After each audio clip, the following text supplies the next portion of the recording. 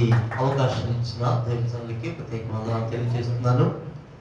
వారు ఎఫ్ఎంపీబీ గురించి మాట్లాడుతుంటే నాకు చాలా సంతోషమైంది. ఎందుకంటే వారికి ఎఫ్ఎంపీబీ కొత్త ఏం కాదు, నేను కొత్త అంతే. సో ఇంకొక విషయం ఏంటంటే ఈ సంఘంలో అనేక మార్లు మిషనరీ దర్శనాన్ని కూడా ఇచ్చారని మేము విన్నాం.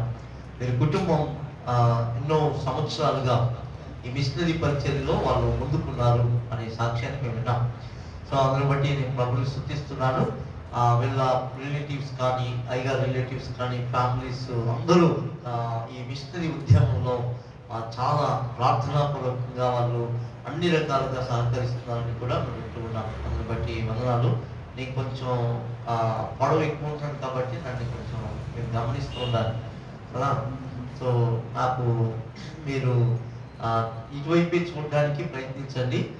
నేను కొన్ని నిమిషాలు నా సాక్ష్యాన్ని తెలియజేస్తాను. ఎఫ్ఎంపీబీ ఎలా ప్రారంభమైందో మీకు చెప్పారు కదా. సో దీని నుంచి దీవించబడే ఎన్నో సంస్థలు బయటకు వచ్చాయి.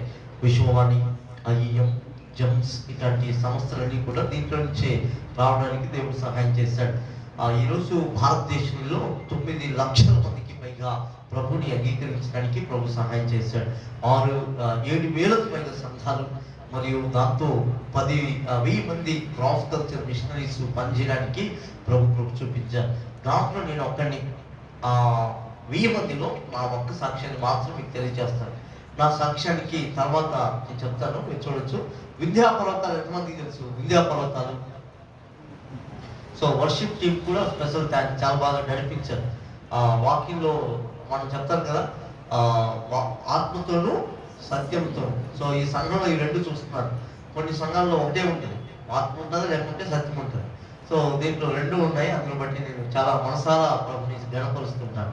అయితే ఒకసారి మనం ఆలోచిస్తే వింధ్యా పర్వతాలు తెలీదా? మీరు స్కూల్కి పోయి రాలేదు, బుక్స్లో చదువుకున్నారు. ఇంకా చాలా దారుణం. భారతదేశంలో 2 అతిపెద్ద పర్వతాలు ఉన్నాయి. ఒకటి హిమాలయ పర్వతాలు, 2 వింధ్యా పర్వతాలు. ఈ 2 పర్వతాల్లో అతిపెద్ద పర్వతం హిమాలయ, అతిపెద్ద పర్వతం వింధ్య. ఈ 2 పర్వతాలు పెద్దవే. అయితే ఈ 2 పర్వతాలు ప్రతిసారి ఎప్పుడు తలుచుకుంటారు తెలుసా? ఎప్పుడు తలుచుకుంటారంటే జనగణ మనగణ విద్యా యమున గంగా. మీరు స్కూల్కి పోలేదా? మీరు ఎప్పుడు జీవితంలో స్కూల్కి పోయినట్లు చూస్తున్నారు. కానీ ప్రతిరోజు నేషనల్ గీతం పాడేటప్పుడు మనం చెప్తాం వింధ్యా యమున గంగా. ఆ వింధ్యా పర్వతాలకు మేము వెళ్ళాం.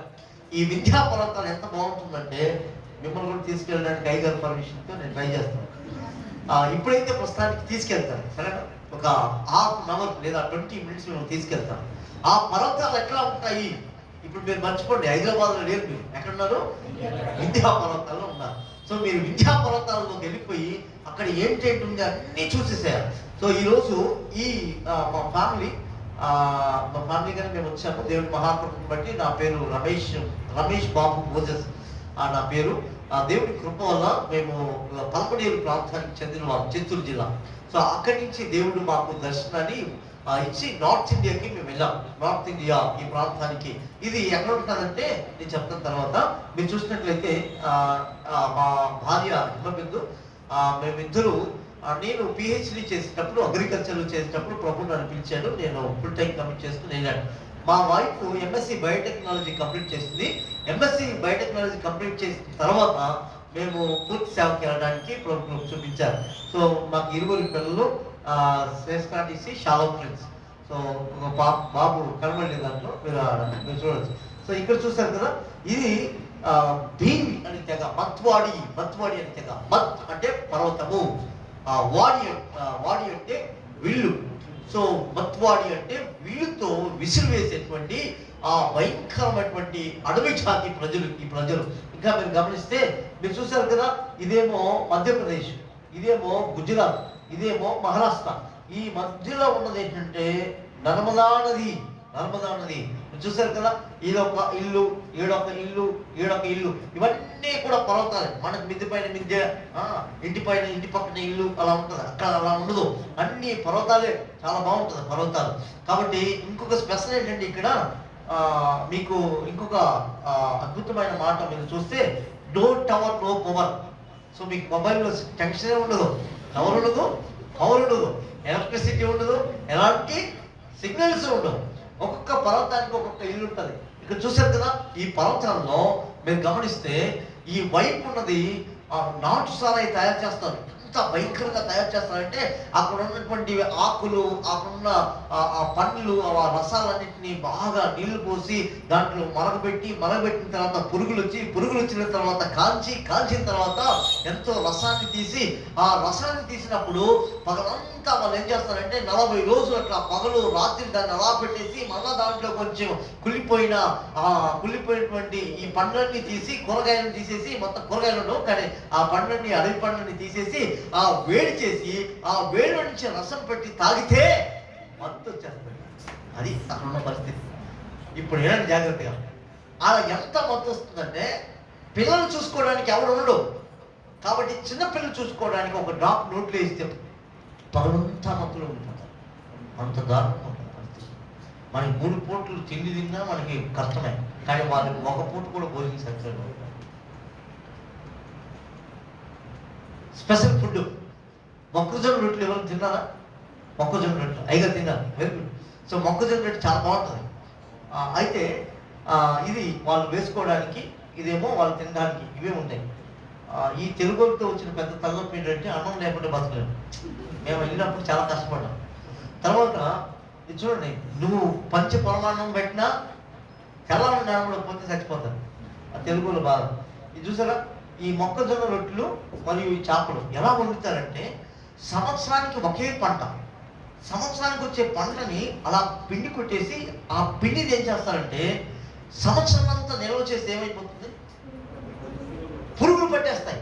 ఆ పురుగులు పట్టేసిన తర్వాత మనము వాళ్ళ ఇంటికి వెళ్ళినప్పుడు చక్కగా ఆ పురుగులతో ఫ్రై చేసి మనం ముందు పెట్టినప్పుడు నోట్లోకి ఆ ఫ్రై అయిన కదా చికెన్ ఫ్రై లాగా దాన్ని చక్కగా ఫ్రై చేసి ఆ రొట్టెలు విరిచి నోట్లో పెట్టుకుంటా ఉంటే లోపల నా కడుపులో పేగులు గుడగొడని తిరిగి నోటి వరకు వస్తుంది, వచ్చి మళ్ళీ ఎన్నికి వెళ్ళిపోతుంది. మీకు ఎట్లా వచ్చింది అట్లా.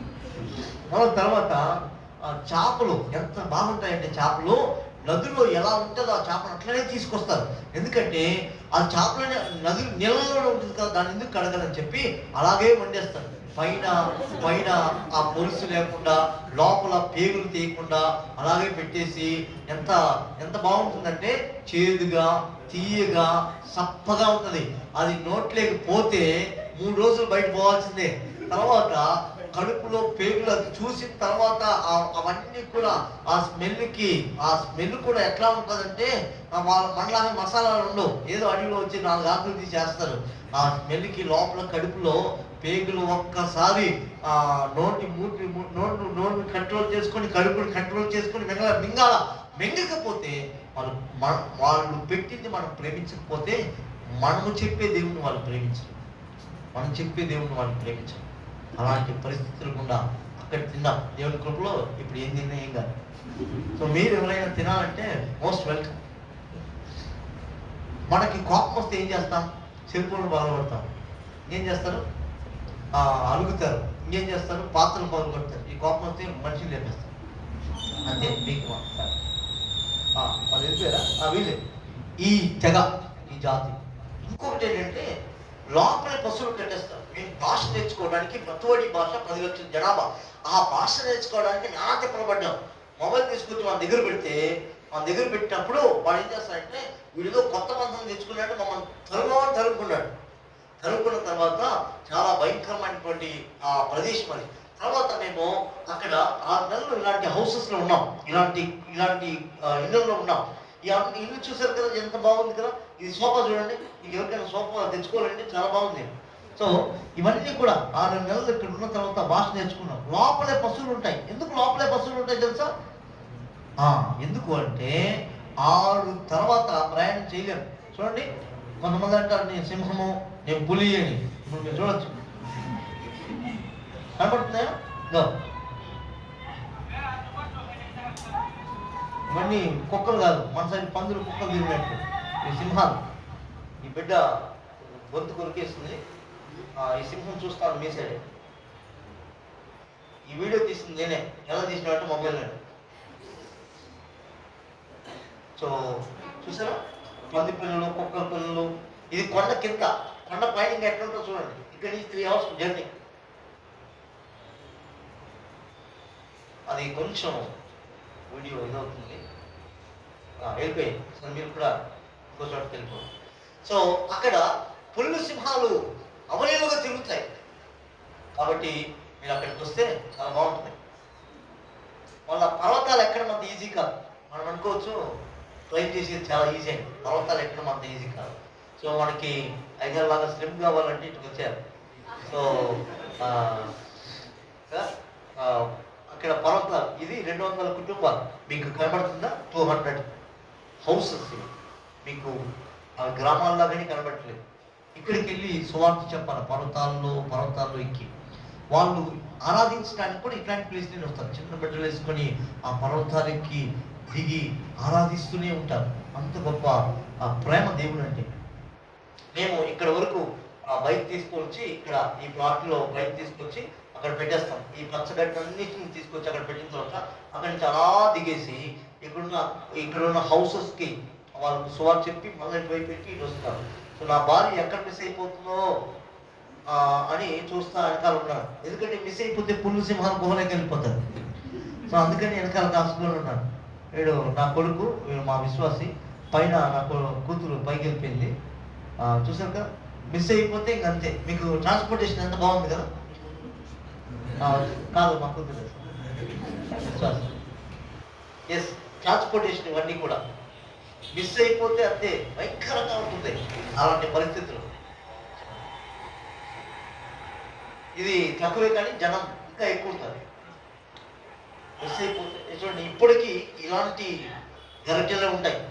ఇది మజ్జిగ, వేసవి కాలంలో ఎక్కువ మజ్జిగ కాదు, వేరే మజ్జిగ అనుకోండి.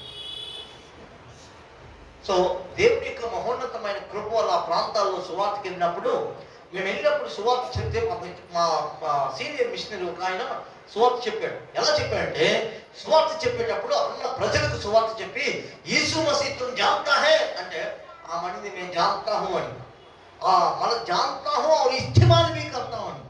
యేసు మసీహ్ నాకు తెలుసు, నేను ఆయన వాడుకుంటున్నాను. యేసు ప్రభు నాకు తెలుసు, ఆయన వాడుకుంటున్నాను. నాకు తెలియదు యేసు ప్రభు ఎట్లా వాడుకోవడం చెప్పమ్మా అంటే లోపలికి తీసుకెళ్ళి, ఆ లోపలికి తీసుకెళ్ళి రూమ్లోకి వెళ్ళి ఏ చీజ్ క్యా చీజ్ అని చూస్తే ఆ చీజ్ ఏంటంటే అది Usha machine, Usha fan, Usha machine ఉంటాయి కదా. యేసు మసీహ్ అంటే అదొక మిషన్ అనుకునింది. ఈరోజు భారతదేశంలో యేసు ప్రభు అనే పదం తెలియని ప్రజాజాతులు ఎంతోమంది ఉన్నారు. అలాంటి ప్రజల మధ్యలో సువార్త చెప్తూ వాళ్ళకి చాలా విషయాలు ఉన్నాయి కానీ తొందరగా చెప్తారు. అక్కడ సువార్త చెప్తా ఉంటే ఆ సువార్త చెప్పినప్పుడు వాళ్ళ మోరల్ ఎథిక్స్ ఉండదు. స్త్రీలు చాలా భయంకరంగా ఉంటారు. ఈ పేరు బోండిబాయ్ అంటే ఆమె ఒక దగ్గరికి వెళ్ళిన తర్వాత ఇద్దరు పిల్లలకి వెళ్ళింది. పెళ్ళి అనే సిస్టమ్ ఉండదు. ఇంకొకరి దగ్గరికి వెళ్ళింది, ఇద్దరు పిల్లలకి వెళ్ళింది. ఇంకొకరి దగ్గరికి వెళ్ళింది, ఇద్దరు పిల్లలకి వెళ్ళింది. నలుగురి దగ్గరికి వెళ్ళి 7 మందిని కన్న తర్వాత ఇంటికి వచ్చి తండ్రిని చంపేసిన తర్వాత పిచ్చితలాగా ఇలా రోడ్లలో తిరుగుతూ ఉంచాడు.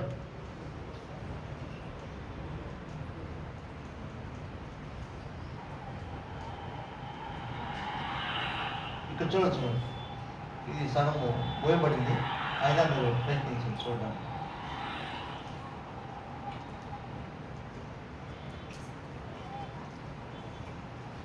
ఇటువైపేమో ప్రభువుని నమ్ముకుంది. ప్రార్థన గుంపులు మేము అక్కడున్న చోట్ల ప్రార్థన గుంపులు పెట్టాము. ఆ ప్రార్థనా స్థలానికి విశ్వాసులు కూడుకొని ప్రార్థన చేస్తున్న స్థలానికి ఆమె వచ్చి కూర్చున్న వెంటనే దేవుడు గొప్ప విడుదలిచ్చాడు. విడుదలిచ్చిన తర్వాత యేసే దేవుడని సాక్ష్యం చెప్పి ఆమె వెళ్ళి అక్కడున్న గ్రామాలకు ఆమె సాక్ష్యం చెప్పిన తర్వాత ఆమె లైఫ్ను చూసిన చాలా మంది ఒకే రోజు 47 మంది బాప్తిసం తీసుకోవడానికి ప్రభు సహాయం చేశాడు. మీరు అనుకోవచ్చు మనలాగా బైబిల్ ఉంది, ఆడియో ఉంది, వీడియో ఉంది, అసలు వాళ్ళకి లిటరేచరే లేదు. అర్థమైందా? చేతుల్లో బైబిల్ లేదు, ఆదివారం చెప్పే ప్రసంగం తప్ప వేరే ప్రసంగాలు లేదు. ఎంత గొప్ప భక్తి అంటే ప్రభు కోసం చావడానికైనా తెగిస్తారు. అంత గొప్ప విశ్వాసం వల్ల ఇంకా మీరు చూస్తారు. ఈ పేరు బోండిబాయ్. ఇది కొంచెం ప్రాజెక్ట్ తీస్తారు కొంచెం.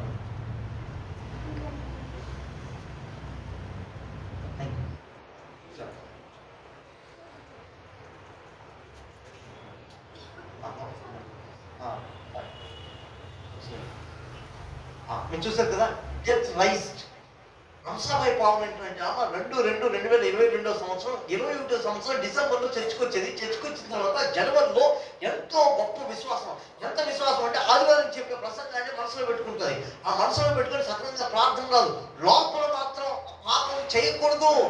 దేశే దేవుడు, ఆయనే మహిమగల దేవుడు అని చెప్పి పాపాన్ని వ్యతిరేకించి అన్నిటిని విడిచిపెట్టి యేసు ప్రభు వెనకాల తిరుగుతున్న భయంకరమైనటువంటి ఆ ఆదివాసుల యొక్క ఆ యొక్క కల్చర్లో వాళ్ళు జీవిస్తూ ఉన్నప్పుడు వాళ్ళ యొక్క భయంకరమైన పాపముతో ఉన్న వాళ్ళు యేసే రక్షకుడు అని చెప్పి అన్నిటినీ విడిచిపెట్టి ఆమె ఏం చేసిందంటే ప్రభుని నమ్ముతూ వెంబడిస్తుంది. అలాంటి టైంలో ఊరి నుంచి వెలివేసేసారు. ఊరి నుంచి వెలివేస్తే అది ఊరులాగుందా? అన్ని పర్వతాలు, ఆ పర్వతాలు ఇంకో పర్వతం పోతే సింహాలు గుహలేకపోవాలా. సరే, ఆ గుహలేకపోతే ఇంకా ఏమైపోతుంది? చచ్చిపోతుంది. అయినా తెగించి వెళ్ళింది, చావడానికైనా పర్లేదని చెప్పి వెళ్ళిపోయిన తర్వాత అందరూ ఇలా కూడుకున్నప్పుడు జరిగిన విషయం ఏంటంటే జగన్ పవన్ అనేటువంటి వ్యక్తి చచ్చిపోయాడు. చచ్చిపోతే అందరూ ఏడుస్తూ ఉన్నారు. మీరు విలేజ్లో ఏడ్చింది చూసారా? ఆదివాసుల ఏడుపు డిఫరెంట్గా ఉంటుంది. పెళ్లి పాట ఒక రకంగా ఉంటుంది. ఎందుకంటే వాళ్ళ కమ్యూనికేషన్ ఉండదు, ఫోన్స్ ఉండవు. కాబట్టి వాళ్ళందరూ కలిసి ఏడిస్తే పక్కూరికి వినబడుతుంది, ఆడెవడో చచ్చిపోయాడు. వాళ్ళ బంధువుల్లో ఏంటంటే ఎవరు చచ్చిపోయినా, ఇంట్లో తెచ్చినా బయట తెచ్చినా ఏడవాలి. వాడి కళ్ళు నీళ్ళు వచ్చినా రాకపోయినా ఏడవాలి అని వాళ్ళు ఏడుస్తారు. అట్లా ఏడ్చినప్పుడు ఆమె వెళ్ళి కబురు పెట్టినారు, అమ్మ మీ మాంత్రికుని పిలుచుకురండి, మీ మాంత్రికుడు వస్తే ఏమైనా బాగు చేస్తాను. ఎందుకంటే వాళ్ళ మాంత్రికులు వచ్చారు. అక్కడ పారాసెటమాల్ టాబ్లెట్ లేకుండా చచ్చిపోయారు చాలా మంది. మెడికల్ అటెన్షన్ ఉండదు. ఈ మాంత్రికులే వాళ్ళు అక్కడ కడుపు నొప్పి వచ్చింది అనుకో ఎలాగా సురుకు పెడతాడు. ఆ నొప్పి కంటే ఈ నొప్పి ఎక్కువైపోయి అయిపోతుంది. కాబట్టి సైలెంట్గా ఉంటారు. సో అది పరిస్థితి అక్కడ. సో ఆ ఆదివాసులు ఇంకా భయంకరమైన పరిస్థితి ఏంటంటే ఈ ఆదివాసులలో వాళ్ళు ఏం చేస్తారంటే ఇవన్నీ ప్రయత్నం చేసి మీ మాంత్రికుని పిలుచుకురామంటే ఆ మంది మా మాంత్రికుడు రాలేడమ్మా, మా మాంత్రికుడు రాలేంటే 20 కిలోమీటర్లు ఎలా అంటే నేనే వస్తాను. ఆ మాంత్రికుడు కదా నేను వేసుకోవడం మాత్రమే అంటాను. అక్కడ అర్థమైందా? వాళ్ళకి తెలియదు కాబట్టి. తర్వాత అక్కడ నిలబడిన తర్వాత శవం ఉంది, అందరూ ఏడుస్తూ ఉంటారు. నిలబడి చూస్తూ ఉంది. 3 మాటలు పలికింది, యేసయ్యా చూడు, యేసయ్యా చూడు. అందరూ ఏడుస్తున్నారు. నేను కూడా ఏం చెప్తాను, అదొక ట్యూన్. సరే, నాకు రాదు ఆ ట్యూన్. ఏడుపు ఎప్పుడు ఏడలేదు. సో 3వసారి ఆమె నిలబడిన తర్వాత 3వసారి యేసయ్యా చూడు అన్న వెంటనే చచ్చిపోయిన శవము లేచి కూర్చుంది. శవము లేచి కూర్చుని వెంటనే ఈమె పరిగెత్తింది, అందరూ పరిగెత్తారు. అప్పుడు దాకా ఏడుస్తూ ఉంటే ఇంకా భయపు రాదా? భయం వస్తుంది. తర్వాత జరిగింది ఏంటంటే దేవుడి మహాకృప వల్ల వాక్యాన్ని 3 నెలలు వాళ్ళకి బోధించిన తర్వాత గ్రామమే ప్రభు దగ్గరికి వచ్చింది. 127 మంది బాప్తిసం తీసుకోవడానికి ఒక్క జీవితం ఒక ఊరిని మార్చింది. ఆమెకున్న ఆశ ఏంటంటే నన్ను విలేశారు కదా, ఈ ఊరు ఎట్లా మారుతుందని చూస్తానని అక్కడ పోయి మోకాలు వేసింది. మార్చి ఊరిని అది ఊరు మార్చింది. ఆమె మారింది, ఊరు మారింది. మనం ఊరిని మార్చింది. సో ఈ బంధకాల నుండి చాలా మంది వస్తారు. మాకు అడ్మిట్ చేసుకోవడానికి హాస్పిటల్ ఉంటుంది కాబట్టి చర్చి అడ్మిషన్ వస్తారు. సీరియస్ అయిపోతే ఎత్తుకొచ్చి పడేస్తారు. చాలా మంది మెంటల్ కేసులు అంతా ఇక్కడే ఉంటాయి. అర్థమైందా? సో అవన్నీ విడుదల పొందుకొని వాళ్ళు వెళ్తూ ఉంటారు. ఇక్కడ చూసారు కదా, ఇంకా భారతదేశంలో సువార్త అందని ప్రజాజాతులు ఉన్నారు. 3 లక్షల మంది తడివి జాతి. ఇప్పటికీ భారతదేశంలో 2020 సంవత్సరాల తర్వాత మేము అక్కడికి సువార్తకి వెళ్ళడానికి దేవుడు కృప చూపించాడు. ఫస్ట్ వేవ్ కరోనా ఎక్కలేదు. అంటే ఇక్కడ డబ్బుగా కరోనా ఎక్కలేదు. ఎందుకంటే ఆల్రెడీ వాళ్ళు సోషల్ డిస్టెన్స్, వాళ్ళ లైఫ్ స్టైల్. ఫస్ట్ వేవ్ ఎక్కలేదు, సెకండ్ వేవ్ ఎక్కలేదు. థర్డ్ వేవ్లో సిటీలో ఉన్న వాళ్ళు సిటీలో ఉన్న వాళ్ళంతా ఈ అడవిలోకి వచ్చేసారు. ఎందుకంటే హోలీ పండుగ రోజు వచ్చి వ్యభిచారం చేస్తారు. ఎవరితో నేను ఎలాగైనా పోవచ్చు. అలాంటి పాపం ఈ వ్యక్తికి కూడా తాకింది. ఎందుకంటే ఈ తాకేసరికి ఈ వ్యక్తి ఆ తెగలో నుంచి అలా నడుచుకొని వచ్చాడు. ఆ తెగ ఈ తెగ అక్కడి నుంచి వచ్చాడు. అక్కడి నుంచి వచ్చిన తర్వాత మేము చాలా భయపడ్డాం. ఇదే ప్లేస్ ఇక్కడ వరకు బైక్ తీసుకొచ్చి ఇలా దిగి ఇక్కడ అడిగాం, అయ్యా గాజాదార్ దగ్గరికి పోవాలంటే ఎట్లా అన్నాం. వాడు అంటే గాజాదార్ దగ్గరికి పోయినాం అనుకో వాడు మనిషిని లేపేస్తాడు. ఎందుకు లేపేస్తాడంటే బట్టలు వేసుకుని పోతే చంపేస్తాడు. అదొక తెగ. 3 లక్షల మంది. ఇంత ఘోరమైన వ్యక్తి. అసలు ఎలా ఆయన మమ్మల్ని ఎలా పిలిచాడంటే జరిగిన విషయం ఏంటంటే, జరిగిన సంగతి ఏంటంటే, దేవుడి కృప వల్ల ఆయన వెతుక్కుంటూ ఆ టౌన్లోకి వచ్చాడు. ఆ టౌన్లోకి వచ్చిన తర్వాత అన్ని లాక్డౌన్ అయిపోయాయి. లాక్డౌన్ అయిపోతే ఎవడో చెప్పాడంటే చర్చి దగ్గరికి పోవాలి. చర్చి దగ్గరికి వెళ్ళి చర్చి తలుపులు ముడితేనే ఆయనకు రోగం పోయింది. రోగం పోతే మాకు కబురు పెట్టారు. పాస్టర్లకి ఏదైనా కొత్త విశ్వాసాలు వస్తే ఎగురుకుంటా పోతారు కదా, నేను కూడా ఎగురుకుంటా పోయాను. పోతే ఇక్కడికి వచ్చి ఆ మాట చెప్పిన వెంటనే మొత్తం ఫీజులంతా లేచిపోయింది. ఫీజులు లేచిపోయి, ప్రభా నేను ముందుకు పోతే చచ్చిపోతాను, ఎనిగిపోతే పుల్లు సింహాలు చంపేస్తాను. 6 గంటల తర్వాత ప్రయాణం చేయలేం కదా, వెనకాల ఏమైపోతుంది, పుల్లు సింహాలు చంపేస్తాయి, ముందుకెళ్తే ఈ పెద్ద పుల్లు చంపేస్తాయి. సో ఎలాగైనా చచ్చేదని చెప్పి వెళ్ళి ఆ రాత్రి అక్కడ ఉన్నప్పుడు ఆయన జీవితంలో వాక్యం చెప్తా ఉంటే, యేసుక్రీస్తు మహిమ గురించి చెప్తా ఉంటే, ఆయన మహత్యాన్ని, ఆయన గుణ లక్షణాలు చెప్తా ఉంటే ఏడుస్తూ ఉన్నాడు. ఎందుకు ఏడుస్తున్నావు అయ్యా? నేను అనుకున్నా, నేను ముందే కఠినంగా మాట్లాడతాను. నాకు ఎప్పుడు ఆశీర్వాదాలు ప్రసంగాలు రావు, ఎక్కువ కఠినంగా మాట్లాడతా. వాళ్ళు పేదవాళ్ళైనా సరే కఠినంగానే మాట్లాడతా. ఆ మాటలు చూసి ఆయన హత్య అయిపోయినాడేమో నాకుంది. ఇంకా ప్రసంగం అయిపోయిన తర్వాత లోపల ఆ టెన్షన్తో నిలబడుకున్న తర్వాత ఆయన ఇచ్చాడు. ప్రసంగం అయిపోయిన తర్వాత వచ్చాడు. ఆయన దగ్గర కత్తులు నా ముందే ఇంత పొడుగున్నాయి, ఒక్క పెట్టికే అయిపోతుంది మొత్తం. అలాంటి కత్తులన్నీ పెట్టుకున్నాడు. వెళ్ళిపోయిన తర్వాత దగ్గరికి వచ్చాడు. దగ్గరకు వచ్చినాక అన్నాడు, అయ్యా నువ్వు చెప్తా ఉంటే నేను ఎంతమంది చెప్పినాను, యేసుప్రభుని చంపినట్లు అనిపించింది అయ్యా, అయ్యో అని చెప్పి నాకు ఊపిరి పిలుచుకున్నా. అప్పుడు దాకా లబ్డబా అని కొట్టుకుంటా ఉండేది, కూల్ అయిపోయింది. తర్వాత ప్రార్థన చేసి దేవుడు విడుదల ఇచ్చిన తర్వాత ఒకే రోజు 53 మంది బాప్తీసం తీసుకోవడానికి దేవుడు సహాయం చేశాడు. ఇంకా 3 లక్షల మంది ఉన్నారు, వాళ్ళకి సువార్త చెప్పేవాళ్ళు. దీని అంతటి కారణం ఏమో తెలుసా? 12 hours ఫాస్టింగ్ ప్రేయర్. గంటుంటే నడిచిపోతారు. మా ఆదివాసులు 6 గంటల నుండి 6 గంటల వరకు వాళ్ళు గుడ్డి గుర్తేమో తెలుసా? సూర్యుడు ఉదయించే లోపల, సూర్యుడు ఉదయించినప్పుడు ప్రేయర్లో కూర్చోవాలి, సూర్యుడు అస్తమించిన తర్వాత ప్రార్థన ఉందిలే, అంతే గుడ్డి గుర్తు. 6 గంటల 12 గంటల ఉపవాస ప్రార్థన వాళ్ళు కంటిన్యూగా ప్రతి శుక్రవారం చేస్తారు. అందుకే దేవుడు వాళ్ళ మధ్యలో, నా జాతి మారాలి ప్రభా, నా ప్రజలు మారాలి ప్రభా, ఒక్క పూట తింటారు. వాళ్ళకి ఒక్క పూట తిని ఇంత ప్రార్థన చేయడం వల్ల దేవుడు అనేక మంది నడిపించారు. ఇంకా మీరు చూస్తే వాళ్ళకు చైల్డ్ మ్యారేజెస్ ఎక్కువగా ఉంటాయి. పొలిగ్రమీ అంటే చైల్డ్ మ్యారేజెస్ అంటే మ్యారేజ్ ఏమి ఉండదు.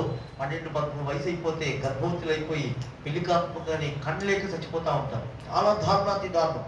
పాపం విచ్క్రాఫ్ట్, నరబలి. నన్ను నా భార్యను ఒకసారి బలి చెక్కి తీసుకెళ్ళారు, అడవిలోకి తప్పించుకొని వచ్చినాం.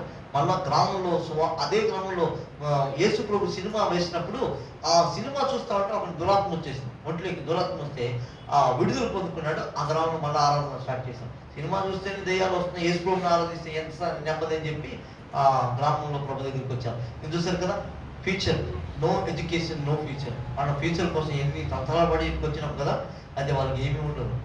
వాడికి తెలుసు యేసుప్రభు ఫ్యూచర్ అని, కానీ మనం ఏం పట్టించుకోం. కానీ వాళ్ళకి ఏం ఫ్యూచరో తెలియదు. చాలా ధైర్యం. ఎవరు తల్లో తెలియదు, ఎవరు తండ్రో తెలియదు. అలాంటి భయంకరమైన పరిస్థితి. వ్యాధులు భయంకరంగా ఉంటాయి. టెస్టులు చేస్తే ఎన్ని వ్యాధులు ఉంటాయో తెలియదు. అంత ఘోరాతి ఘోరం. చూసారా, మానసికుల విద్యలు. ఈమెమో డంకిని అంటే డంకిని పిలిగా మారి ప్రజల్ని అటాక్ చేస్తారు. ప్రతి గ్రామంలో ఉంటుంది. ఈ మధ్యలో ఉన్నాడేమో బుడమ. వీడు డీల్ చేసే కేసులు డీల్ చేస్తాడు, డీల్ చేసే కేసులు డీల్ చేస్తాడు. డగరా డిస్ట్రిక్ట్ హెడ్. సో ఈ 3 డిపార్ట్మెంట్లు ఉంటాయి. నేను ఫస్ట్లో సైన్స్ చదివాను కదా, అసలు నమ్మేవాడిని కాదు. నేను ఇట్లా సాక్ష్యం చెప్తా అంటే ఒక హెబ్రోన్ చర్చ్లో ఎల్డర్ అన్నాడు, ఏది కాలంలో దయ్యాలు పోతానంట. ఏం లేవు మనిషి అన్నాడు. కరెక్ట్ అయ్యారు, ఒక మాట చెప్తాను జాగ్రత్తగా వినండి అన్నాడు. ఏమంటే, ఏం లేదు అయ్యారు, బైబిల్లో 2 దయ్యాలు ఉన్నాయి. ఒకటేమో ఒంట్లోకి వచ్చేది, ఒకటి ఒంట్లోనే వాళ్ళే దయ్యం అని చెప్పాను. ఏంటంటే సేనా దైవులు పట్టిన వాడికి ఒంట్లోకి వచ్చి మాట్లాడింది. ఆయన విడుదల పొందుకొని 10 గ్రామాలు తీసుకొచ్చాడు. కానీ ఒకడు యేసుప్రభు దగ్గరే ఉన్నాడు, యేసుప్రభు దగ్గరే నడిచాడు. కానీ వాళ్ళలో కూడా దైవం అయిపోయింది, వాడే దైవం అయిపోయాడు. అది సిటీ దైవం, వాడే ఏదో వేసుకెళ్తాడు. సో మాంత్రికులు మార్చబడ్డాడు. జైసింగ్ వల్వి ఈయన కొరకు సంవత్సరం అంతా ప్రార్థన చేసింది. 53 మందిని చంపేసిన వ్యక్తి, క్షమించాలి, 44 మందిని చంపేసిన వ్యక్తి, భయంకరమైన వ్యక్తి. ఈ వ్యక్తి చిన్న వయసు నుండి వాళ్ళ తరతరాల బాధ్యత విద్యలు అభ్యసించేవారు. ఈ వ్యక్తి ఎంత ఫాస్ట్ అంటే 3 కిలోమీటర్లు 3 నిమిషాలు వెళ్ళిపోతాడు.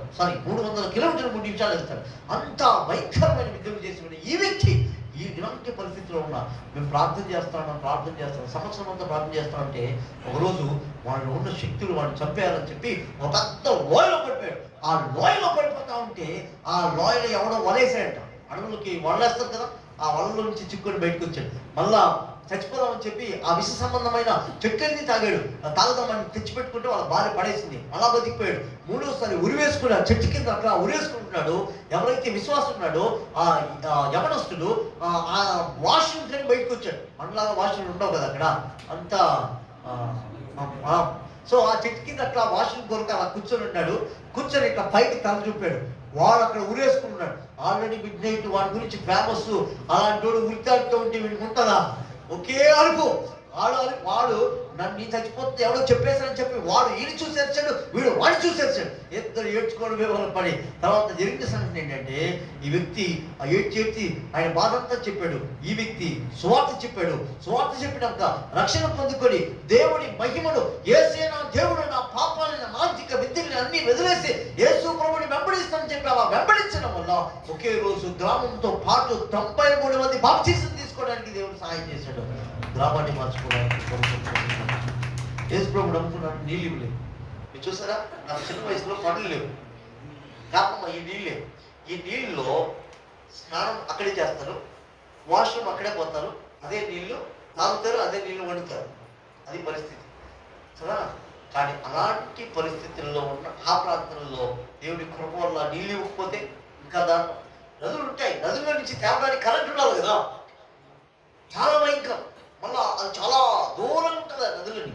అలాంటి ప్లేస్లో మేము బండకి వెళ్ళి ప్రార్థన చేశాం. 2 రోజులు విశ్వాసులు నీళ్లు లేక ఏడ్చి కన్నీళ్ళు కారుస్తూ ఉంటే తట్టుకోలేక వాళ్ళు చాలా డిహైడ్రేషన్ అయిపోయింటే మేము వెళ్ళాము. ప్రార్థన చేయగా బండలో నుంచి నీటి ఓటుల బయటికి తీసుకొచ్చాడు. ఇది ఇప్పుడు జరిగినవే. అంతేకాదు ఫస్ట్ క్రిస్టియన్ మ్యారేజ్ ఇవన్నీ వేసవికాలంలో ఉంటాయి కదా, అటువైపు ఇటువైపు. సో దాన్ని బొకేలాగా చేసి సౌత్ ఇండియన్ స్టైల్లో మంచి వెళ్ళి అలాంటి వివాహం గాస్పల్ టీం చేస్తాం, సువార్త కూడిక, ఇవన్నీ కూడా మిషనరీ యాక్టివిటీస్. మీకు తెలుసా కాటేజ్ ప్రేయర్కి గృహ కూడికి ఎంతమంది వస్తారు తెలుసా? చూడండి, ఇప్పుడు మీరే చెప్పండి. అంతగా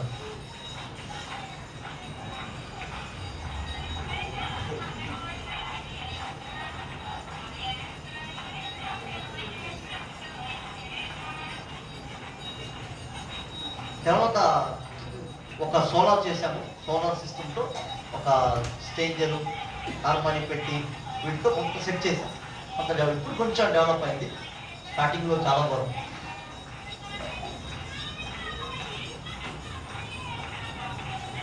మధ్యలో ఉంటాం, చుట్టూ స్త్రీలు ఉంటారు. ఎందుకంటే ఇది very dominated site. Okay sir, మీరు ఇది ఒక సంఘం. కాటేజ్ బ్రేక్ 250 మంది వస్తారు. అట్లా అక్కడ కుప్పలుగా ప్రభు దగ్గరికి రావడం ప్రారంభించారు. చూడండి, ఈ ఒక సంఘానికి వెళ్ళడానికి స్టార్ట్ చేశారు. చిల్డ్రన్ మినిస్ట్రీ చిన్నగా స్టార్ట్ చేశాం. దేవుడు గొప్పగా అలా దీవిస్తూ వచ్చాడు. బైబిల్ తెలియని వాళ్ళకి గవర్నమెంట్ మన హాస్టల్లో పెట్టి గవర్నమెంట్ స్కూల్లో చదివించి చక్కగా బైబిల్ చదువుతున్నాం.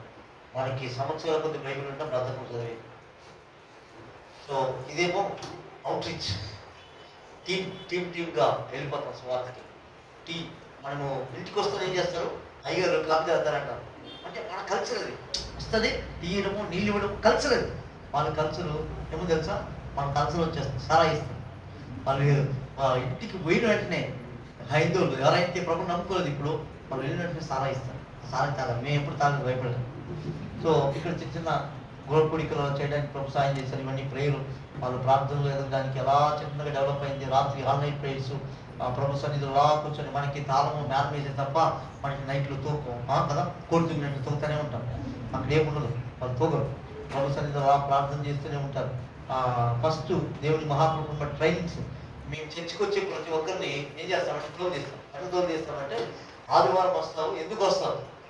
ఆదివారం వచ్చేవాడు ఆరాధించడానికి ఆరాధనకి నిజమైన అర్థం వాళ్ళ కార్యక్రమంలో మనం తీసుకుంటాం. నేను చూశాను, వీడియోలో చూశాను.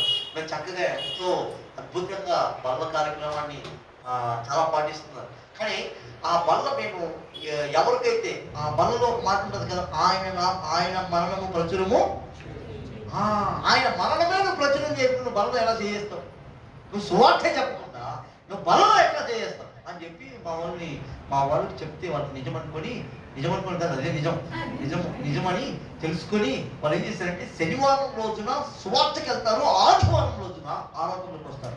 అప్పుడు నేను సువార్త చెప్పాను ప్రభా, నీ పని నేను చేశాను ప్రభా, నేను ఒక ఆత్మను తీసుకొచ్చాను ప్రభా అని తృప్తిగా దేవుని ఆరాధిస్తాను.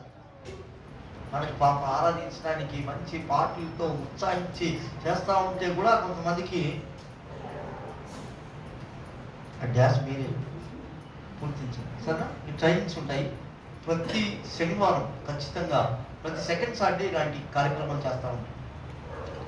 చర్చ్ ఎల్డర్స్ సువార్త చెప్పకుండా ఆ సంఘంలో బ్యాప్టిజం కాలేదంటే వాళ్ళు మళ్ళా ఆరాధించడానికి, బలం తీసుకోవడానికి అర్హత లేదు, సంఘ పరిచర్యలో కూడా అర్హత లేదు. అట్లాంటి కార్యక్రమాలు చేయడం వల్ల దేవుని మహోన్నత కృప వల్ల చూడండి చిన్న సంఘాలు అవడానికి దేవుడు సాయం చేశాడు. షార్ట్ టైంలో దేవుని కనికరం బట్టి చూడండి, ఆ బిల్డింగ్ కట్టడం అంత ఈజీగా పర్వతాలు ఎక్కి ఆ థింగ్స్ 2,000 రూపాయలు ఆ ప్లేస్కి వెళ్ళేసరికి 1,000 వెళ్ళిపోతుంది, 20,000 30,000 వెళ్ళిపోతుంది. చిన్న వస్తువులు కన్వెన్షన్ బట్టి 3,000 మంది వస్తారు. వేరే పాస్టర్ లేడు, వేరే సంస్థ లేదు. ఈ సౌత్ ఇండియా నుంచి వెళ్ళిన ఈ కుటుంబం తప్ప. సో మా దర్శనం సైన్ అండ్ రైజ్ 2013 3 లక్షల మందిని ప్రభువులకి నడిపించాలని. అయితే ఒక మాట ఆలోచించండి, ఈరోజు ప్రభు కోసం మనం ఏం చేస్తున్నాం? మనం ప్రభు యొక్క గాలి గురించి మనం ఏం చేస్తున్నామో ఒక వాక్యాన్ని మనం ధ్యానించుకొని నేను క్లుప్తంగా వాక్యాన్ని నేను చెప్తాను. మీకు బాగా తెలిసిన భాగాలు అయినప్పటికీ కొంత ఇంకా క్లుప్తంగా మీకు తెలుసుకోవడానికి ప్రయత్నించండి. ఆ ప్రయత్నంలో మీరు 20 యోహాను సువార్త 21వ అధ్యాయాన్ని తీసి పెట్టుకోండి. యోహాను సువార్త 21వ అధ్యాయం, ఆ అధ్యాయంలో ఉన్న కొన్ని సత్యాన్ని మీకు మీ ముందుకు తీసుకురావాలని ఆశపడుతూ ఉన్నాను. దాంట్లో ఉన్న కొన్ని విషయాలు మీకు తెలియజేస్తాను. ఈరోజు దేవుడు మీకు నాతో సూటిగా మాట్లాడినాయని నేను కంప్లీట్గా విశ్వసిస్తూ ఉన్నాను. హల్లెలూయా, మీరు చెప్తాను హల్లెలూయా. నాకు కొంచెం డౌట్ వస్తుంది, మీరు హల్లెలూయా చెప్పే మనసు ఉందా లేదా? మరోసారి చెప్పండి హల్లెలూయా. మా ఆదివాసులు హల్లెలూయా చెప్పినప్పుడు 2 చేతులు పైకెత్తి చక్కగా దేవుని కొరకు, మనుషుల కొరకు కాదు కానీ దేవుని కొరకు, ప్రభా అదిగో హల్లెలూయా అంటే దేవునికే మహిమ, ప్రభా నా జీవితమే నీకే మహిమ అని చెప్పి చెప్తారు. సో మీకు కొంచెం కష్టమేమో కానీ ఎత్తినా పర్వాలేదు. అయితే హల్లెలూయా, సంతోషం. ఇప్పుడు చదవండి యోహాను సువార్త 21వ అధ్యాయం 15 వచ్చి. వారు భోజనం చేసిన తర్వాత యేసు సీమోను పేతురును చూసి, యోహాను కుమారుడైన సీమోను, వీరికంటే నీవు నన్ను ఎక్కువగా ప్రేమించుచున్నావా అని అడగగా అతడు, అవును ప్రభువా, నేను నిన్ను ప్రేమించుచున్నానని నీవే ఎరుగుదువని ఆయనతో చెప్పారు. ముసుకులు ప్రార్థన చేసుకున్నాను. పరిశుద్ధుడు, ప్రేమ తండ్రి, సాక్ష్యాలు మా ముందు పెట్టావు, ఆత్మల భారాన్ని మా ముందు పెట్టావు, మీ వాక్యాన్ని మా ముందు పెడుతున్నావు. నాతో మాట్లాడండి, అందరినీ మీరు దర్శించండి. యేసయ్య నామములో నిలుచున్నాము తండ్రి. ఇప్పుడు పక్కన నుండి చెప్పండి, ఏమని చెప్తారంటే నువ్వు యేసు ప్రభువుని ప్రేమిస్తున్నావా అని అడగండి. Very good. ఇప్పుడు నీ మనసును అడుక్కోండి, ఆగండి, ఆవేశపడండి. ఇప్పుడు ఒకసారి కళ్ళు మూసుకొని నీ మనసు అంతా అలా పెట్టుకొని అన్నిటికంటే నువ్వు ఎక్కువగా యేసు ప్రభువుని ప్రేమిస్తున్నావా నీ మనసు చెప్పుకోండి ఒకసారి.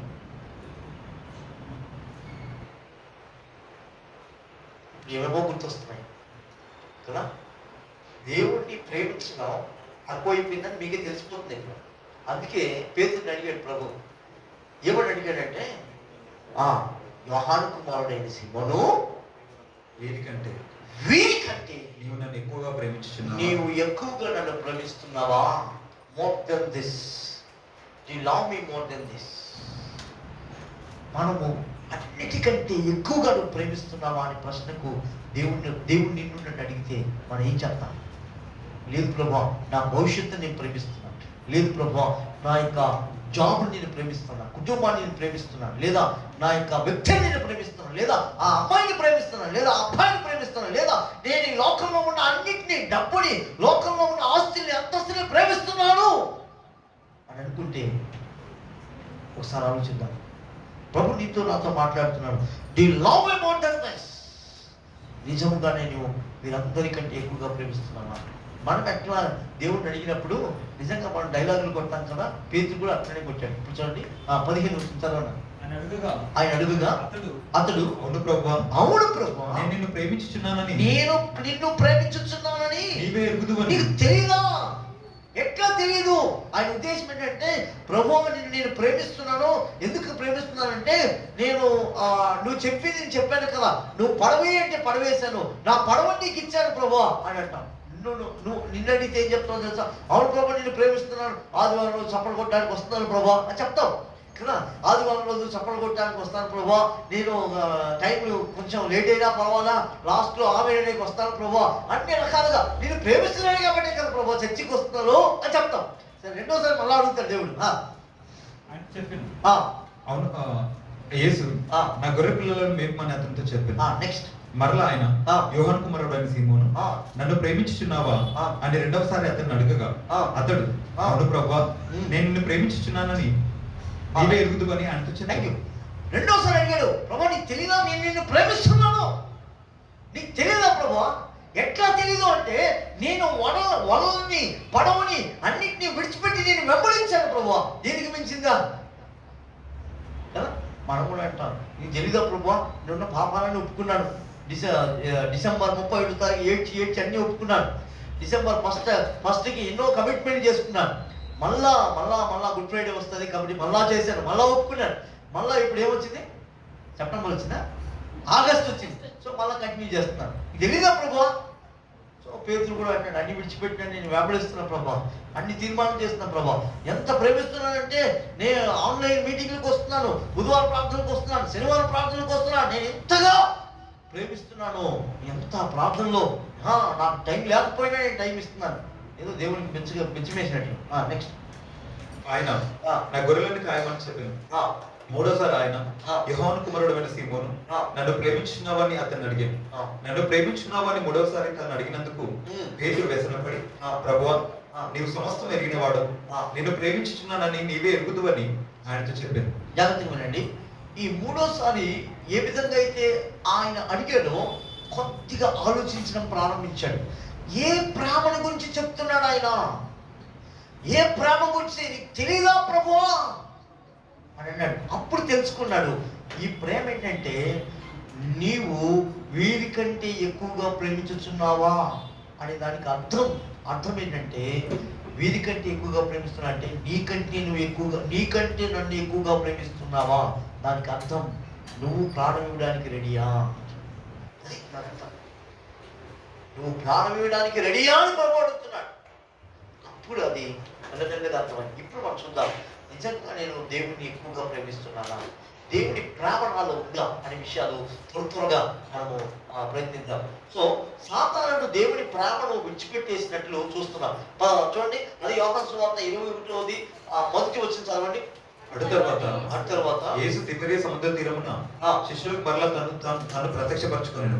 ఆయన తను ప్రత్యక్షపరచుకున్న విధమేదనగా సీమోను పేతురును, దిదుమ అనబడిన తోమయు, గలిలయలోని కానా అను ఊరివాడకు నతనీయులను, జెబెదయి కుమారులను ఆయన శిష్యుల్లో మరి ఇద్దరును కూడి ఉండిరి. సీమోను పేతురు, నేను చేపలు పట్టబోతున్నాను వారితో అనగా, ఇక చూసాము, దేవుడు ఒక గొప్ప ప్రణాళికనిచ్చాడు, బాధ్యతనిచ్చాడు. అన్ని ప్రణాళికలు, బాధ్యతలు అన్ని అప్పగించి పేతురుకు చెప్పాడు. పేతురు చెప్పిన తర్వాత పేతురు అందరినీ తీసుకెళ్లాల్సిన వ్యక్తి ఏమైపోయాడంటే, అయ్యో ఆయన అపోహ ఏంటంటే, ఆయన అపోహ 2 రకాల అపోహలు అక్కడ మనం చూస్తున్నాం. అది ఆ విధంగా ఆలోచించాడు. ఏమని ఆలోచించాడంటే, యేసు ప్రభువుని చంపింది ఎవరు అంటే మత సంబంధమైన పెద్దలు, యూదులు. రెండవది ఎవరున్నారు? ధనికులుగా ఉన్న వాళ్ళు. సరే, ఈ 2 యేసు ప్రభు సేవకు ఏ విధంగా ఉన్నాయి?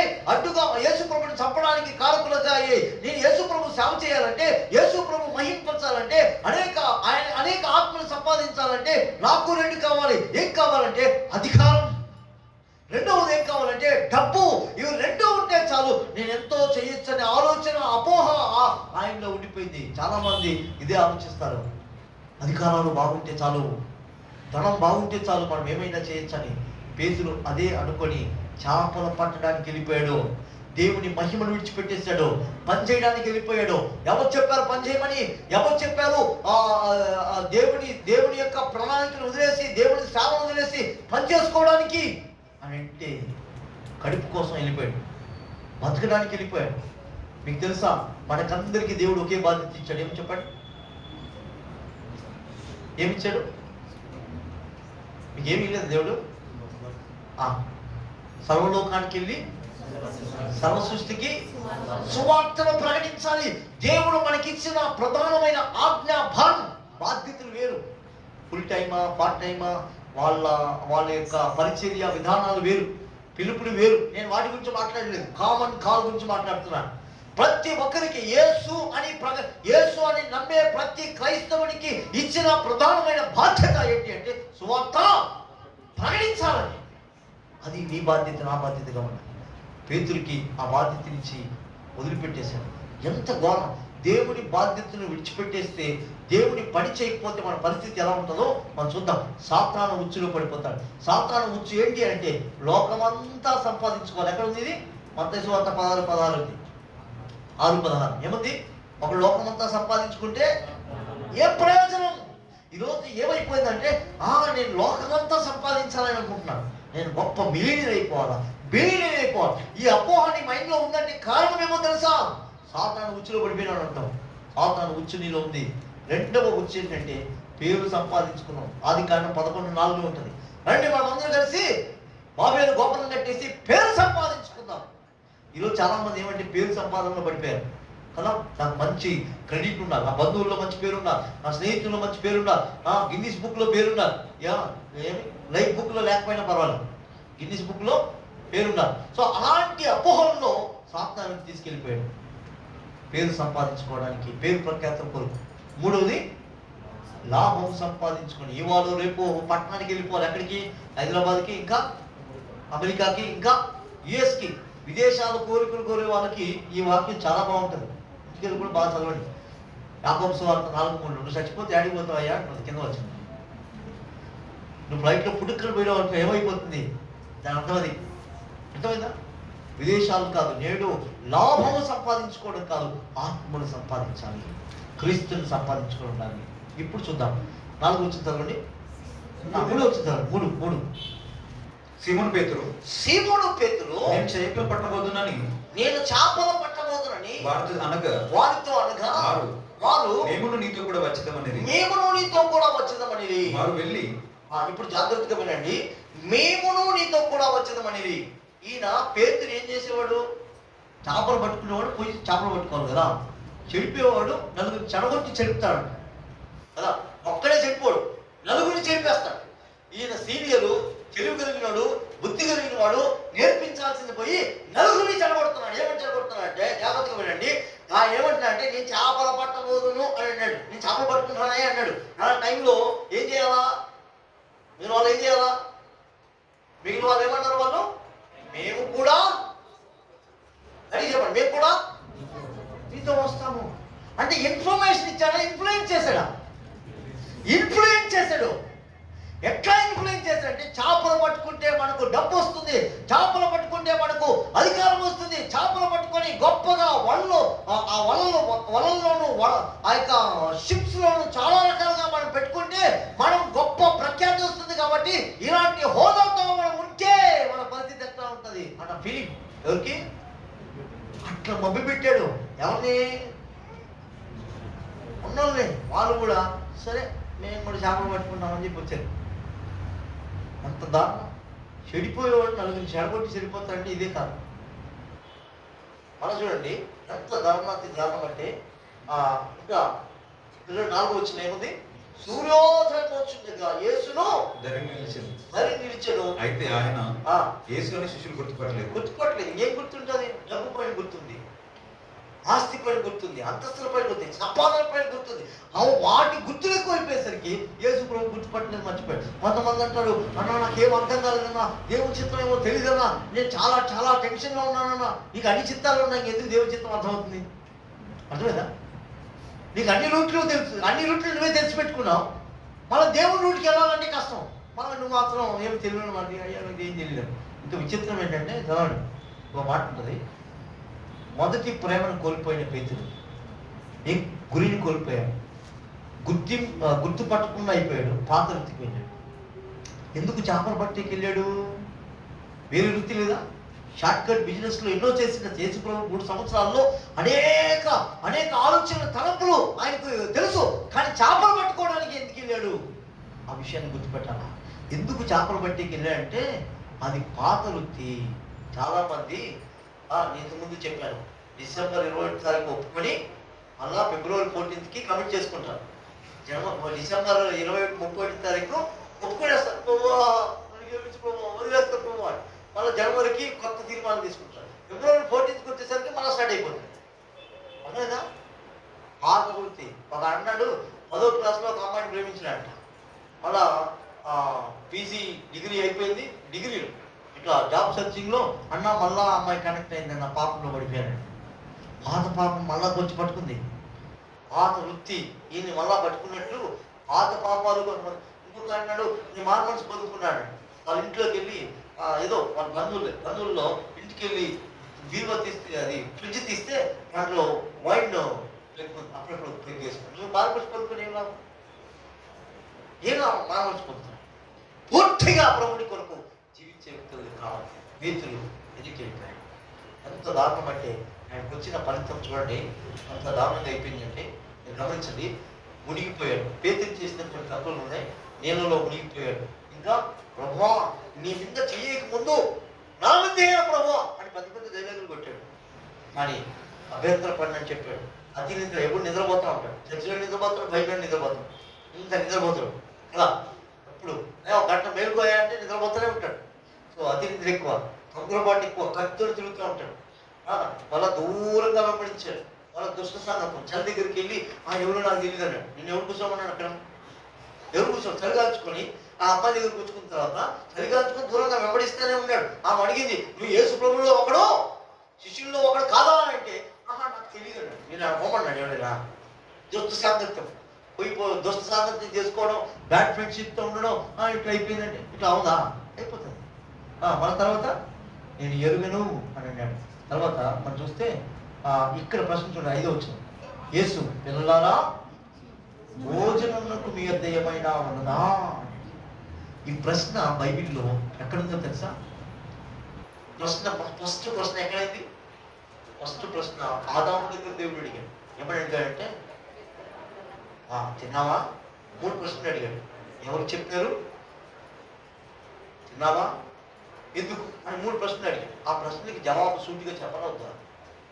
ఏమన్నాడంటే నాకు ఏం తప్పలేదు ప్రభా, ఈ మీద కూడా ఏం తప్పలేదు ప్రభా.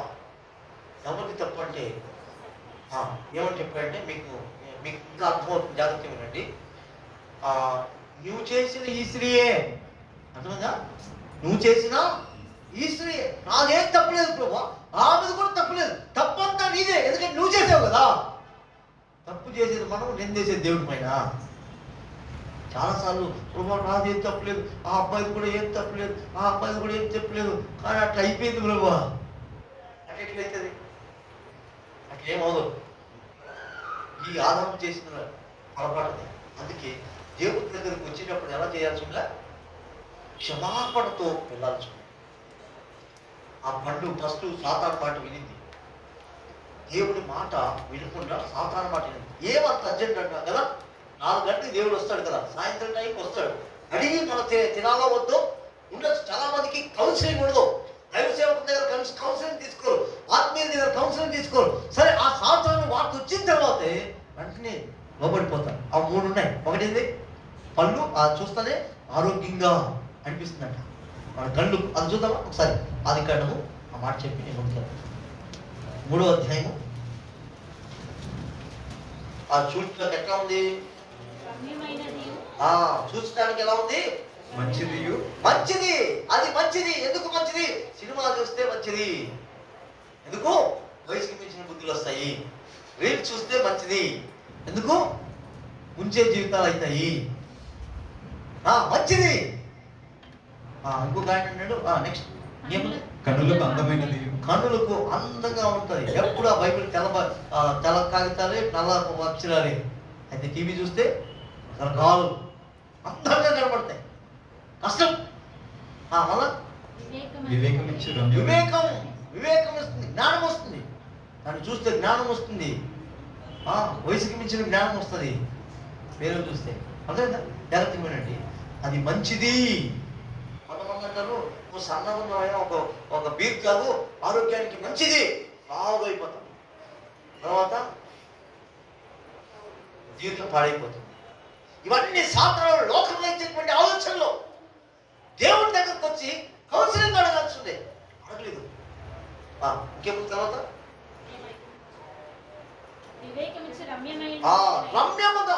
రమ్యముగా అంటే అట్రాక్షన్.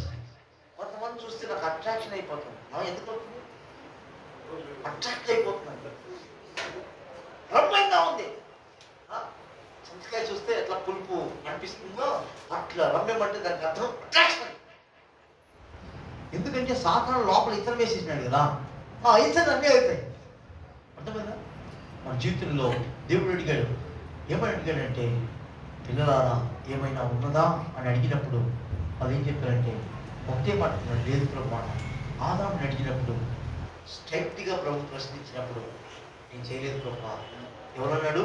నువ్వు చేసిన ఈ స్త్రీ అన్నాడు. ఈరోజు మన జీవితంలో కూడా ఆ పశ్చాత్తాపం ఉదయం కావాలి. త్వరగా నేను ముగిస్తాను. జాగ్రత్త గమనించండి. దేవుడు లేకుంటే మనం చచ్చిపోతాం.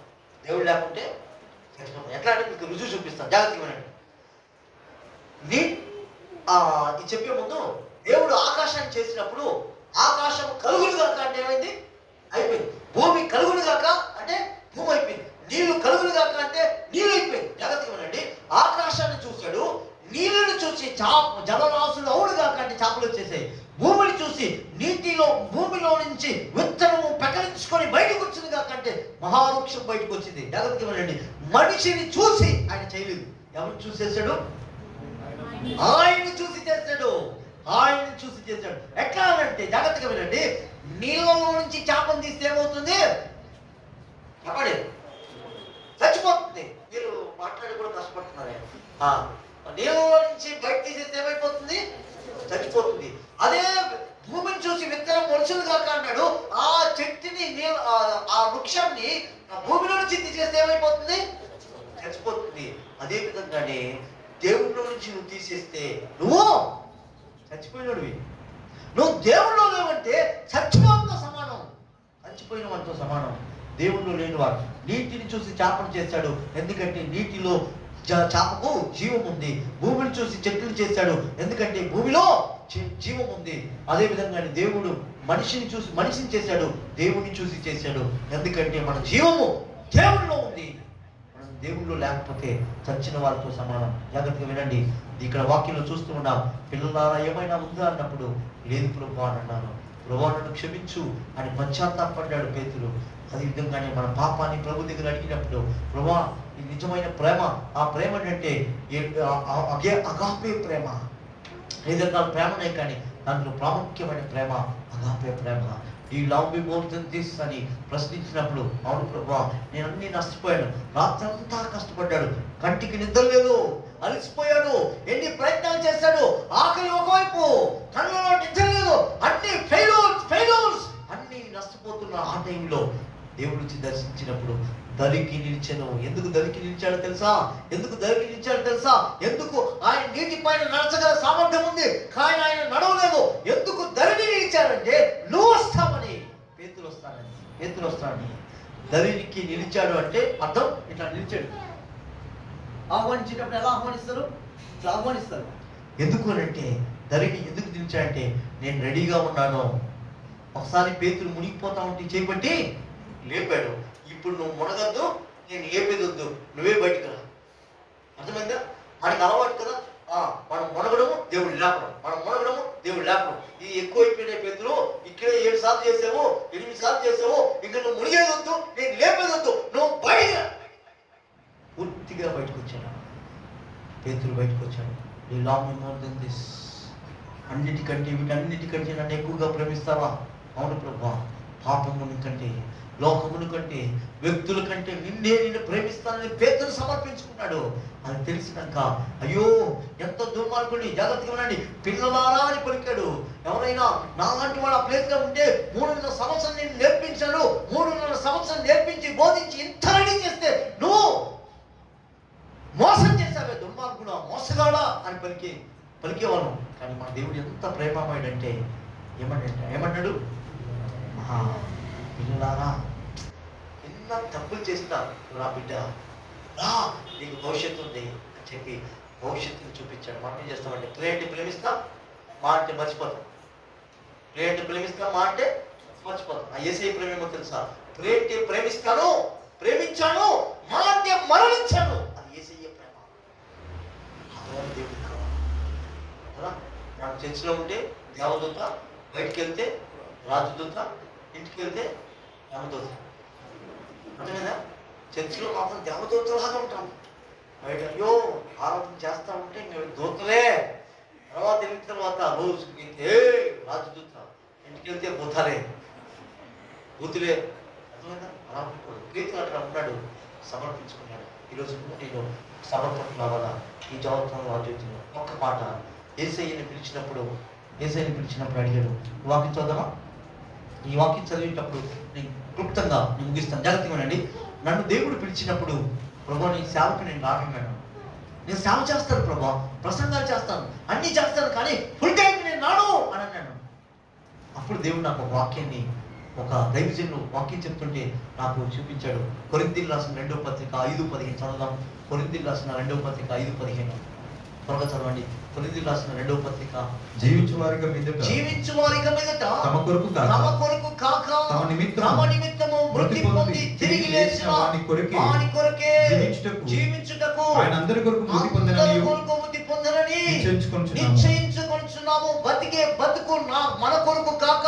ఇప్పుడు చెప్పండి, ఇక మీదట చెప్పండి నాతో పాటు, ఇక మీదట నా కొరకు కాక నా నిమిత్తము మృతి పొంది తిరిగి లేచుగా ఆ యేసయ్య కొరకే.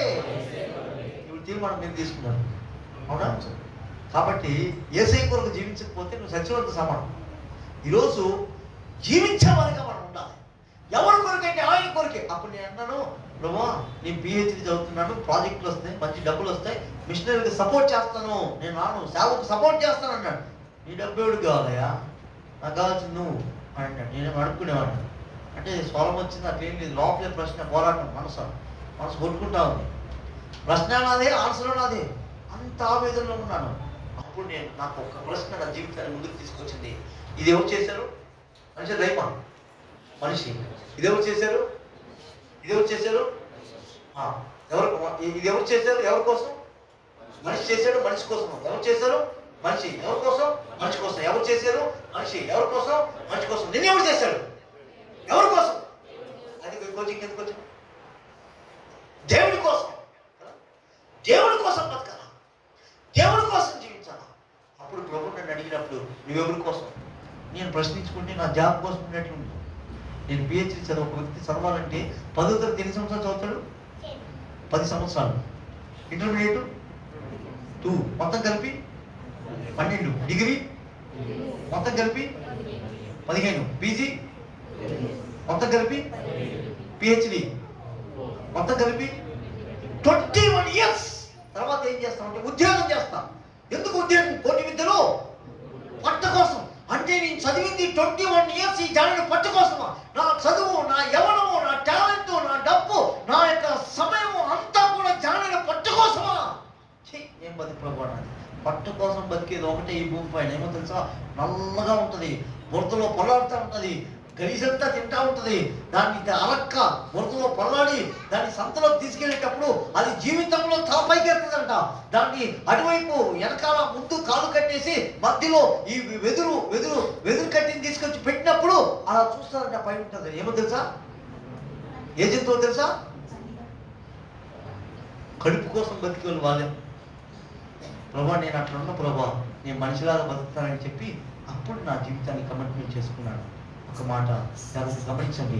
క్షమించాలి, 1 యోహాను 3:16 ఆయన మన నిమిత్తము తన ప్రాణము పెట్టిన కనుక దీని వల్ల ప్రేమ ఏంటిదో తెలుసుకుంటున్నాము.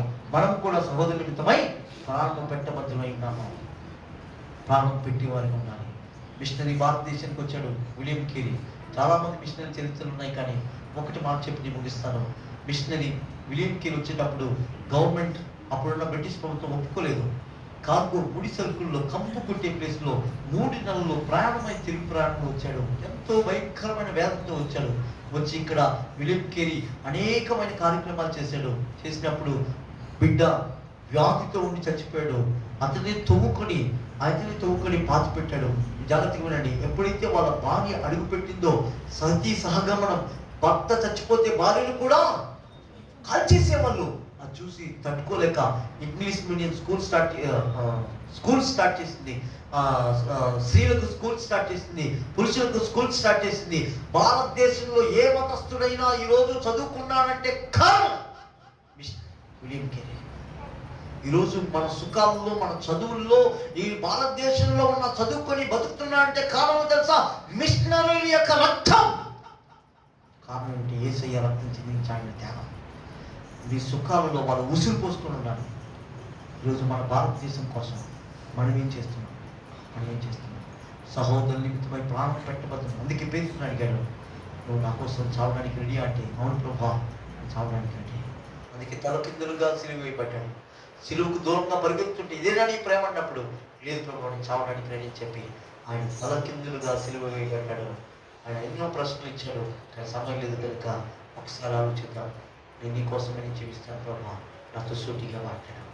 ఇది నా శాస్త్రీయతం. కలుసుకొని ప్రార్థించేద్దాం. ఇదిగో దేవాన్ని మా జీవితం ఎన్నో సాక్ష్యాలు విన్నాను.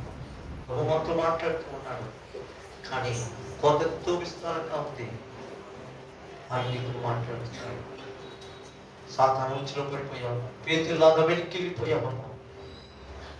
ఇదిగో దేవా నా జీవితం, ఆపాదమస్తకం నీకంకితం. దేవుడు అడుగుతాం, ఇదిగో మరలా పాపంలో పడిపోతున్నాయ్యా, ఇదిగో మరలా వస్తున్నాడు ప్రభు. ఇక మీదట పేతురు ఏ విధంగా అయితే పూర్తిగా వదిలిపెట్టొచ్చాడో, నీ మహిమ కొరకు ప్రజ్వలింపజేశాడు. ఆయన నీడ తాకంగానే అద్భుతాలు జరిగాయి. ఆయన ప్రసంగంలో 3000 మంది 5000 మంది.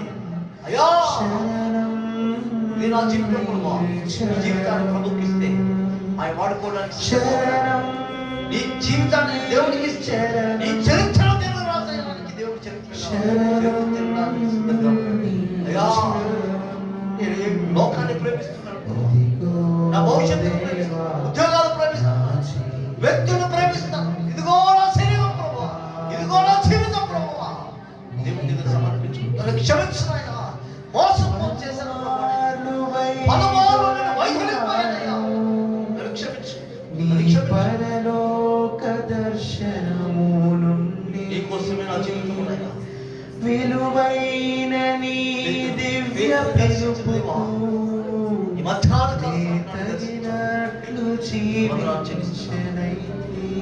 చూపించిన స్తోత్రాలు చెల్లిస్తున్నాను.